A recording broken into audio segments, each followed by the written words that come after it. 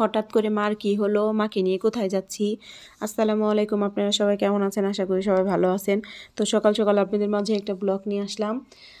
হঠাৎ করে মা সকাল থেকে অসুস্থ, তো মাকে নিয়ে ডাক্তারের কাছে যাচ্ছি। আমার মার কিছু হলে ডাক্তার দেখাতে চায় না, অনেক জোর করে নিয়ে যাচ্ছি।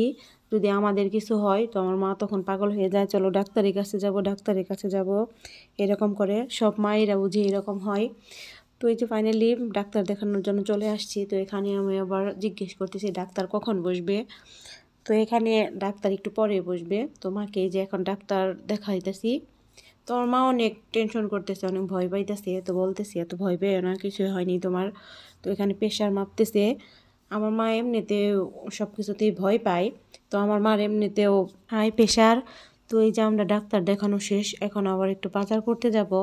আমরা আজকে মাছ কিনবো, কাঁচা কিছু সবজি কিনবো। এখানে রিক্সার জন্য ওয়েট করতেছি। তো ভাবতেছি আজকে কি মাছ পাবো কিনা, যেহেতু লেট হয়ে গেছে আমাদের। মা বলতেছে আজকে বড় মাছ কিনবে, এর জন্য আমরা বড় মাছ দেখতেছি। আর আমরা সব সময় এক মামা আছে, সে মামার কাছ থেকে এই মাছ নেই। এই মামার মাছটা অনেক ভালো থাকে, সে যেভাবে বলে দেয় মাছটা আজকে ভালো থাকবে, সত্যি ওই রকম ভালো থাকে। তো আমরা আজকে বিকেট মাছ নিব। মা বলতেছে আজকে বিকেট মাছ নিয়ে, যেহেতু অনেক দিন ধরে খাওয়া হয় না, তো এত বড় মাছ তো আমরা কাটতে পারবো না, এর জন্য বলছি যে কেটে নিয়ে যাই।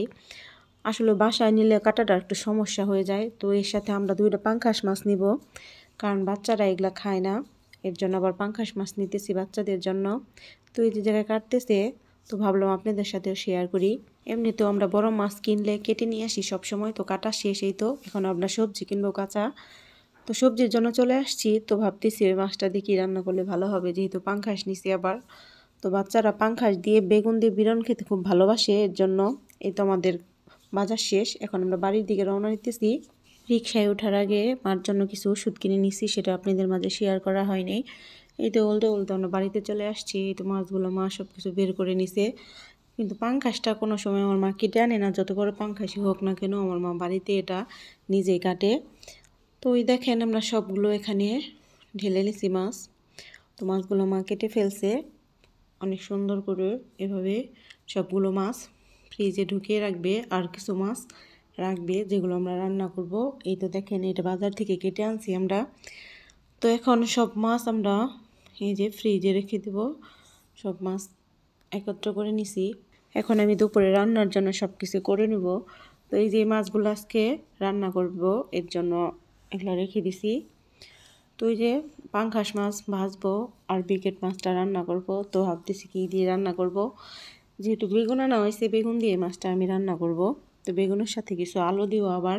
মা বলতেছে আলু দিতে, যেহেতু সব কিছু নতুন বের হয়েছে আলুটা, এর জন্য এই যে আমি আলু কেটে নেব। তারপরে সবজিগুলো কাটা হলে তারপরে রান্না করে চলে যাবো। আজকে রান্নাটা যেহেতু আমি রান্না করব, কারণ মা অসুস্থ, এর জন্য ভাবতেছি এই রান্নাটা আমি করব। মাকে বলতেছি যে তুমি অসুস্থ, আজকে রান্নাটা আমি করে ফেলি।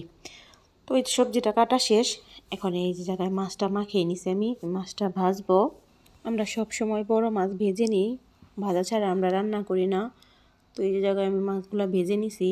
তো অনেকেই দেখি যে মাছগুলো কষিয়ে নেই, আমরা ওই রকম করে কোনো দিন রান্না করিনি, আমরা সবসময় মাছ ভেজে নিই। তো এই যে আমার মাছ ভাজা শেষ। এই যে তরকারিটাও রান্না করা শেষ হয়ে গেছে, দেখেন তরকারির কালারটা অনেক সুন্দর আসছে।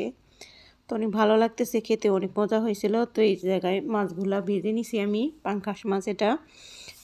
এটা গরম গরম খেলে ভালো লাগে, যেহেতু শীত এখন, শীতকালে গরম গরমই ভাতের সাথে খেতে অনেক ভালো লাগে। তো এখানে আমি নারকেলগুলা কুড়াবো, এখন নারকেলের নাড়ু বানাবো। নারকেলের নাড়ু আমাদের বাড়ির সবারই পছন্দ, এর জন্য অনেকগুলো নিয়ে নিছি।